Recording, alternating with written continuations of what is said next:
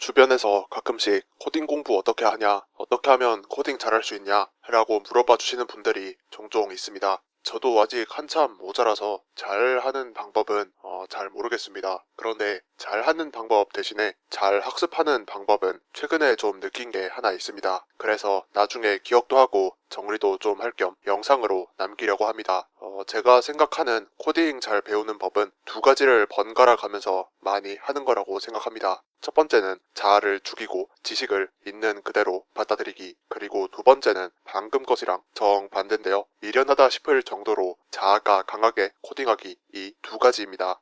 사실 이 첫 번째에서 자아를 죽이라는 거는 노마드 코더님의 조언 영상에서 따온 말입니다. 영상에서 노마드 코더님은 자아가 강하면 배울 것이 없고 자기 자신이 이미 정상에 있다고 자신을 속이게 된다, 이렇게 말씀을 하십니다. 그러면서 항상 배울 것이 있다고 생각을 해야 되고 변화에 적응해 나가야 된다고 하시죠.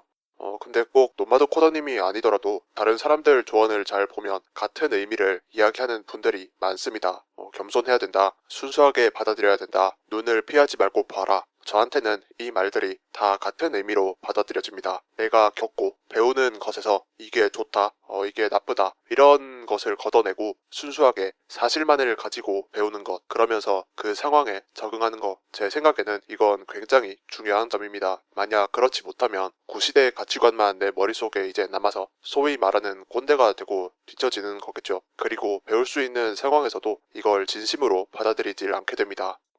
만약에 예를 들어서 코딩 얘기가 아니긴 한데요. 이미 유행은 좀 지나긴 했지만 요즘 챗 GPT가 뜬다 라고 하면은요, 자아를 통제한 사람은 챗 GPT가 왜 뜰까? 한번 해보자. 아, 이게 이럴 때는 좋고 이런 상황에서 굉장히 편리한데, 아 근데 이럴 땐 좀 별로다, 이걸 그냥 순수하게 계속 받아들입니다. 그런데 자아를 죽이지 못하면 이때 어떻게 되냐면, 요즘 챗 GPT가 뜬다, 챗 GPT가 왜 뜰까? 한번 해보자. 여기까지는 똑같지만 정신 상태가 다릅니다. 정신이.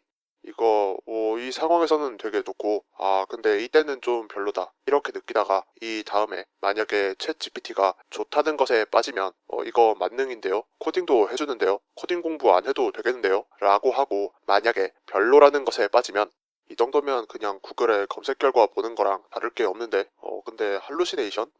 거짓된 정보를 알려준다고? 라고 하면서 자아를 죽이지 못했을 때 순수하게 받아들이는 학습을 하지 못하게 됩니다. 그런 점에서 자아를 죽이고 정보를 있는 그대로 받아들이는 것은 매우 중요합니다. 제가 처음에 말한 코딩 잘 배우는 법의 두 번째 요소는 미련하다 싶을 정도로 자아가 강하게 코딩하기입니다. 이건 첫 번째 요소랑 정반대 같은데요. 챗 GPT가 좋다는 것에 빠져서 이거 만능인데요, 이거 코딩도 해준다는데요, 코딩 공부 안 해도 되겠는데요, 거의 이 정도 급으로 맹신도가 되어 봐야 한다고 생각합니다. 그래야 챗 GPT를 사용해본 경험을 하면서 어떤 때는 시간 낭비도 하고 어떤 때는 좀 프롬프트 잘 넣는 것도 연구를 해보면서 여러 경험들이 뇌리에 강렬하게 남고요. 이걸 최대로 활용할 수 있는 방법도 스스로 터득하게 됩니다. 그런데 이렇게 이야기하면 이 두 가지 요소는 꼭 서로 양립을 할 수 없는 것 같습니다. 저는 이걸 표현할 때 하나는 현자 타임, 하나는 좀 광신도 타임이라고 해서 질러 타임이라고 부르는데요. 이걸 어떻게 둘 다 할 수 있을까요?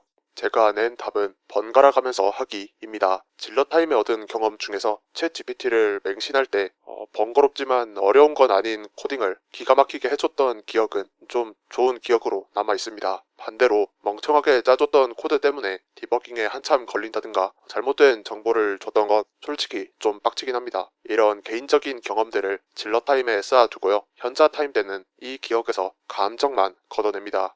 아, 번거로운 코딩 해주는 건 편리한데 나도 모르는 분야를 시키면 이게 맞는지도 잘 몰라서 더 비효율적이구나.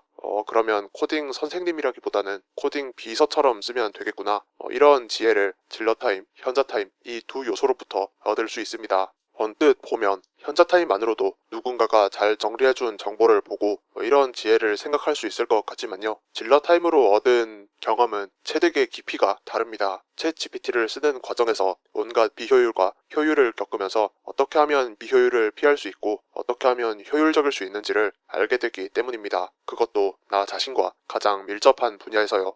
좀 당연하긴 합니다.